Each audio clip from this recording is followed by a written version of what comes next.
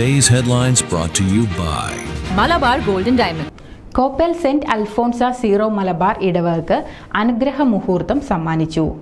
പുതുതായി 22 ബാലന്മാർ അൾത്താര ശുശ്രൂഷയിലേക്ക് പ്രവേശിച്ചു.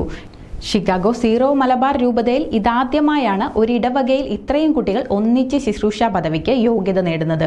മാർച്ച് 14 വെള്ളിയാഴ്ച ഇടവകയിൽ വിശുദ്ധ കുർബാനയ്ക്ക് മുൻപേ നടന്ന ചടങ്ങിൽ വികാരി ഫാദർ മാത്യൂസ് കുര്യൻ മുഞ്ഞനാട്ട്, അസിസ്റ്റന്റ് വികാരി ഫാദർ ജിമ്മി എടക്കുളത്തൂർ എന്നിവർ ശുശ്രൂഷ ബാലന്മാരെ ആശീർവദിച്ച് കൊത്തീനയും തിരുവസ്ത്രവും നൽകി. അൽഫോൺസാമയ്ക്ക് പ്രതിഷ്ഠിതമായിരിക്കുന്ന രീതിയിൽ തിരുവസ്ത്രങ്ങൾ അണിഞ്ഞ് ധവളധാരികളായി 22 ബാലന്മാരും തങ്ങളുടെ ആദ്യ അൾത്താര സേവനത്തിന് തുടക്കം കുറിച്ചു.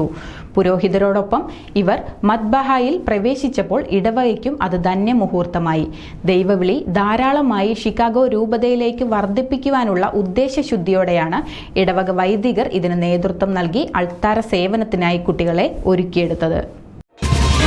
This news reels brought to you by Malabar Golden Diamonds.